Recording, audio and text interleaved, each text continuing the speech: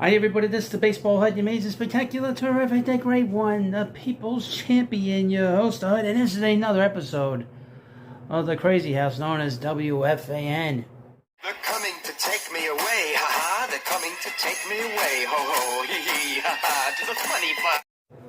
So welcome back to the Baseball Hut too, and hope you like this video and hit that subscribe button. Now, about ready to do this video on Pete Alonso again. It seems that SNY, and I don't know what this is, what the deal is with Odyssey.com.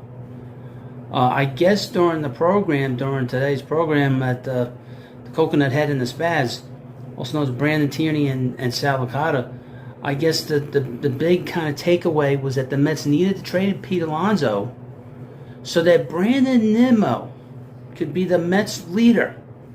Another reason to trade Pete Alonso. But now, a few hours later, as I do this video, because I read this article, and it had a very different take. It's been rewritten. It seems like SNY and WFAN and Odyssey don't like it when you host those videos on WFAN. However, because they're dumb cuffs, they did not change the URL on it. So I'll put the link. You'll see this. You go and check out one of your browsers. It'll say this: Mets need to trade Pete Alonso to make way for Brandon Nimmo.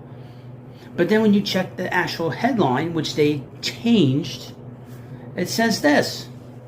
Now, your host has talked about the insanity of WFN. We've chronicled it here infinitum since August.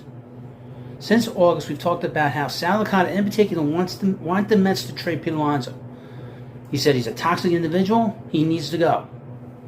He said he's the problem in the Met clubhouse. Now he's saying the Mets need to trade him so that now Brandon Nimmo could be the leader of the team. But now we have a new situation here. Now we have a changing. I don't know why they changed this. Let me read you the headline. Like I said, check the URL. It says odyssey.com /WFAN/sports/Mets need to trade Pete Alonso to make way for Brandon Nimmo. But then you look in the article, Pete's not even really mentioned. Headline: Sal Brandon Nimmo has to emerge as a clear leader to help Mets' core problem. That's not what the original article stated. But then you look into this article, they have the headline that they posted, which is the audio. It says Brandon Nimmo can be the leader if Alonso steps out of the way. Steps out of the way, you mean he gets traded. But no. It should be that, right? According to what the original idea was, of this video was, and the idea of this article was, Sal has long believed that the Mets have a core issue within the clubhouse, and believes the unquestioned leader of the team needs to be Brandon Nimmo. So for the Mets to be best set up for success, Sal says Nimmo has to take command. And other veterans like Pete Alonso and Francisco Lindor need to let the outfield to do so. But that's not what the original article said. And that's not some of the quotes that I read. Some of the quotes, I'm paraphrasing this, it said that once the Mets trade Pete Alonso, Brandon Nimmo can finally become the leader of this team. That's what Spaz said. Well, let me read you what the article says. It's abundantly clear to me that Brandon Nimmo is the leader of this team, Spaz said. Nimmo has shown this since he has been here, but maybe now more than ever, ready to take that next step.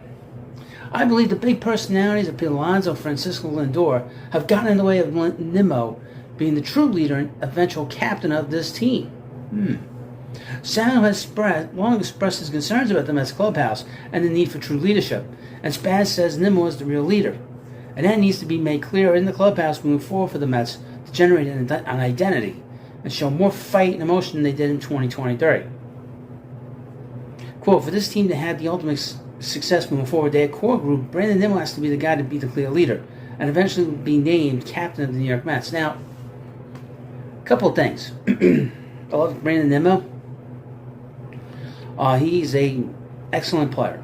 He's really worked very hard, and he's done everything he could possibly do, folks, to make himself a good everyday player. Because when he was coming up, the word was that he was going to be a number fourth outfielder, a guy that was going to struggle against left-handers. He's never struggled against left-handers, by the way. He works hard. We see how hard he plays. His effort is unmatched on this team. Is he a leader on this team? Absolutely. Would I have a problem with him being captain on this team? Absolutely not. He could be captain on this team. Okay. But a couple of things about Brandon Nimmo. Only the last 2 years has he played every day. He's been in the major league since 2016. He has only had 2 years where he's played, 3 years, played regularly on every day. And the other year was 2018 when he played 140 games. He missed 20-something games. Every year other than the last 2 years, he's missed enormous amounts of time. You cannot be a leader if you're not on the field. Pete Alonso's on the field all the time. Francisco Lindor's on the field a lot of the time, most of the time too. Okay. And another thing about Lindor and Alonso, they've been to all-star games. Brandon Nimmo has not. You have to have some kind of hardware to go with being a leader. It's not just about the number one thing about being a leader, folks, is doing it on the field. Now, there's no doubt that Brandon Nimmo's a clutch hitter. He's a good hitter late in the game. That's never been a problem. But he doesn't have the hardware. He just hasn't done enough in this game. Alonso has done a lot. Francisco Lindor has done a lot. Okay, this is, again, the whole article got rewritten here. Got completely rewritten, but the URL is still the same. Mets need to trade Pete Alonso to make way for Brandon Nimmo. So, again, we're going to go back to the beginning of this, from where this started back in August. This is when all this garbage of attacking Pete Alonso has begun. Okay. Who replaces Pete at first base? Who's going to hit 45 home runs? Who's going to bat cleanup? Brandon Nimmo's not a cleanup hitter. Okay? He's a leadoff hitter right now. He's not a guy in the middle of the order yet. In my view, he's going to be a guy who's going to bat in the middle of the order. Because the Mets have kids down the minor leagues that are going to be taking over for that.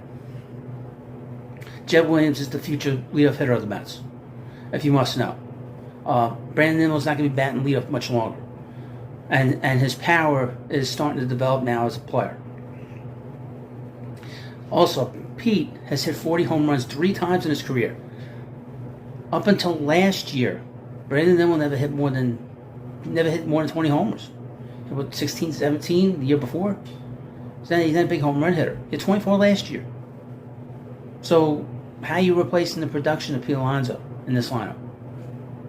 I couldn't tell you. Also, this particular program in the morning, the Coconut and the Spaz, the other host, the Coconut, has called for the Mets to trade Pete Alonso prior to the season. If you trade Pete Alonso prior to the season, the Mets will lose 95 games. Easy. You have no replacement for that production. And then they'll be saying and complaining, Mets are going to Mets. Why they trade their best player? Only the Mets trade their best player before the season. You don't do that. What's going to happen? I'm going to tell you what's going to happen. My biggest concern for this Mets season is the first 2 months, because the schedule, it's going to be a little interesting. The Mets are playing in Los Angeles and San Francisco in April. Okay? And that's pretty big. They play the Phillies a lot, and they play the Phillies in a four-game stretch in May, and then they go to London to play the Phillies in June. So the Mets have an interesting kind of schedule to start the year. So I can see them getting off to kind of a sluggish start, but I see them kind of picking it up as we get to the end of May and early June. I expect the Mets to really pick up things. So I think a lot of the younger players are going to be pushing, some of these veterans from down the minor leagues and getting here. So I think that's going to be very important. But you trade Pete Alonso, first of all, you trade Pete Alonso, it's stupid, okay? And then you say, well, we need to trade Pete because that way Brandon Nimmo can be the leader of a team that's going to lose 95 games. Does that make any sense? No. But this is the kind of stuff you get from WFAN. Continued nonsense and complete total desperation to get ratings. Now, I do these videos because, one, I think it's fun. Making fun of them. There's nobody that retorts like I do. And now I'm starting to see them changing. Actually writing stories that look bad upon Spaz and the Coconut. Particularly Spaz. Okay? You know, Spaz doesn't say this kind of stuff on SNY, which is the biggest indictment of how he is as a broadcaster. He's a fake. He's a phony. Okay? And there's a reason why he's been the backbencher for a long time at WFAN. Why he was a guy, a fill-in guy. He was a weekend guy, an overnight guy. When filled in for the overnight guys. He was always a fill-in for the morning guys. Always a fill-in for the afternoon. And now you're seeing him on a regular basis, and he's a fool. You know, he's all over the place. And he's not put any information out saying what the issues is, what the issues are, what stories there are coming out about Pete Alonso. All they do is attack Pete, and attack him. Okay? And he doesn't say a word. He hasn't said anything about any of this. He hasn't responded to any of this stuff. Nothing. Now, your host will keep responding to it because this is an annoyance. But it is fun to make fun of it because they don't know how to handle it. Like I said, you know, WFAN, I've had this war now with WFAN for quite a while now. To be honest with you, when I started my first channel, my first baseball channel, I was doing videos on them attacking the Mets. And those did rather well. But this war is going to culminate at some point. I believe the Mets will let the contract play itself out. If Pete has a big year, we're all going to want the Mets to sign him. I think the Mets like Pete a lot. I think he likes it here. I don't think this is a situation where he's not unliked here. I think a lot of it has to do with the value of what they see as a player. Now he's not at a premium position. He's not a shortstop. He's not a center fielder. So the money he's going to get is not high-end money for an everyday player. It's going to be high-end money probably for a first baseman. He might not get a Paul Goldschmidt contract, you know, or a Freddie Freeman contract. He's going to make good money, probably $250 for 7 years or 8 years. But he has the ability to hit 50 homers. You cannot replace that. Okay? The problem, in my view, with the Met core is not the players that are here. The problem with the Met clubhouse the last few years, particularly last year, was not the three main players we're talking about in this video. Pete Alonso, Brandon Nimmo, Francisco Lindor. The problem with the Mets core is they need another guy in this lineup. Another everyday player that's a strong personality, who's an older guy that can win, that knows how to win. That's the problem with this core. Okay? They need another player in this core, and in this lineup, desperately. Okay, that's my issue with them. They need another guy that's going to be a go-to guy that's going to take the hits, you know, when there's a bad game, and also is able to get a big hit in the game. The number one thing to leadership is doing it on the field. Okay? All this other stuff outside the lines means nothing. Okay? So far, Pete Alonso in the statistics, 67 times Pete Alonso has hit a home run, either to tie a game or put the Mets in the lead late in the game. The first year in 2019, how many home runs did we see that Pete Alonso hits after the seventh inning on? Big clutch hitter. You cannot replace that. And these assholes at WFAN have been trying to replace Pete since last August. Now, I know the Mets put him on the market. Okay? They wanted to see that you're not going to get the value that you want out of Pete. You're just not going to because he's not a premium position. He's not a shortstop.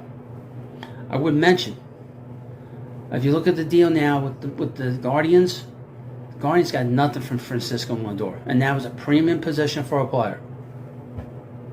All they got left there is what? Andres Jimenez, who did not hit well last year.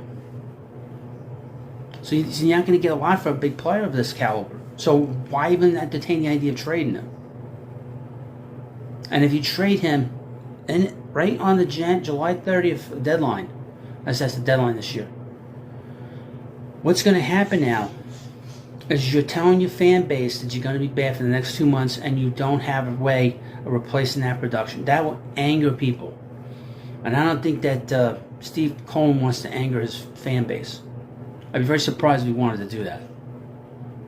But this is just another example of the desperation of WFAN, and in particular the bad reputation that this radio program has on that station. Okay, they have a bad reputation, a really bad one. I also mentioned this, if you weren't paying attention. On Tuesday, they had the Mets' former manager, Buck Showalter, on. And that was clearly a bait. They were desperate to get Buck to basically throw the Mets under the bus.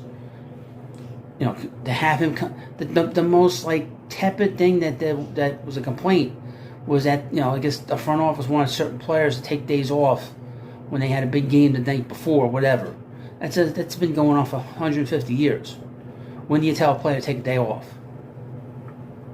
You know, that's not a big deal. But they were so wanting to like push Buck and to throw Pete Alonso in the bus, and of course throwing the Met front office in the bus and Met ownership in particular under the bus, specifically when it came to firing Buck.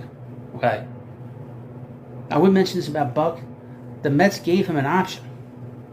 Do you want to like announce that you're leaving the last day of the season, or the next day we'll announce it?